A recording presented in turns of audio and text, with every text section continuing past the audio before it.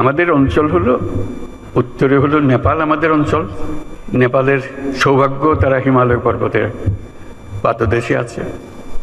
দুর্ভাগ্য হলো সমুদ্রের দেখা তাদের হয় না। তাদের সমুদ্র দেখতে হলে আমাদের মাঝখান দিয়ে দেখতে হবে, আমাদের মাধ্যমে দেখতে হবে। সে পথ আমরা করে দিই। আমরা একসঙ্গে যৌথ অর্থনীতি গড়ে তুলি। তার সমুদ্রের অভাব, আমার পর্বতের অভাব, হাইড্রো, দুই অভাব একসঙ্গে পূরণ করি দুজনে। ভুটান একই কাণ্ড, তারও সমুদ্র দর্শন হয় নাই। তাকে সমুদ্রে আসতে হলে আমার পথ দিয়ে আসতে হবে, আমরা তাকে স্বাগত জানাই। তেমনি ভারতের পূর্বাঞ্চল একই অবস্থা, নেপালের যে অবস্থা, ভুটানের যে অবস্থা, ভারতের সেভেন সিস্টারের একই অবস্থা। তার সমুদ্র দর্শন তার হয় না, হবে না। তার সঙ্গে আমরা যোগ দিই একসঙ্গে এই অর্থনৈতিক অঞ্চল। আমাদের যে সমুদ্র বন্দর, তাদের মাল আনা নেওয়া করবে, আমাদের মাল আনা নেওয়া করবে, তাদের কাছে যাবে। তাদের অর্থনীতি আমাদের অর্থনীতি একসঙ্গে জাগবে। তারাও খুব কষ্টের অবস্থায় আছে, তারা খুব ভালো অবস্থায় নেই।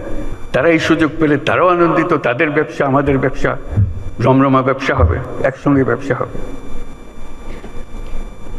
এগুলো বললাম এই জন্য আমরা ভবিষ্যৎ সম্বন্ধে অনেকে হতাশায় ভুগি। হতাশার তো কারণ নাই, এটা আনন্দের বিষয়। আমাদের যেই অবস্থান, যে সুযোগ সুবিধা, শুধু সেগুলোকে আহরণ করা, কাজে লাগানো। প্রক্রিয়া শুরু হয়েছে, এই প্রক্রিয়াকে জোরদার করা, যাতে করে আমরা এই অর্থনৈতিক অঞ্চল গড়ে তুলতে পারি। মালামাল সোজা চলে যাবে নেপালে, সোজা চলে যাবে ভুটানে, সোজা চলে যাবে সেভেন সিস্টার্সে। তাদের মালামাল আমাদের মাঝখান দিয়ে, আমাদের ব্যবসা তাদের ওখানে যাবে, তাদের ব্যবসা আমাদের এখানে আসবে। সেটাই তো হলো অর্থনীতি। কাজেই প্রাকৃতিক দিক থেকে আমরা খুবই সৌভাগ্যবান। তার চেয়ে তো একটা বড় সৌভাগ্যবান আমরা, আমাদের একটা মস্ত বড় জনসংখ্যা। আগে মনে করতাম এটা বড় বোঝা বোঝা, এটা সম্পদ, মানব সম্পদ। যেহেতু প্রযুক্তি আসার ফলে কোনো মানুষই আর কোনো বোঝা নয়, প্রতিটি মানুষই হলো এখন সম্পদ,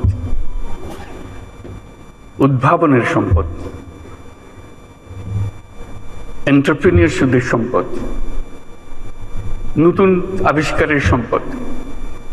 আমরা সেই সম্পদের সম্পদশালী।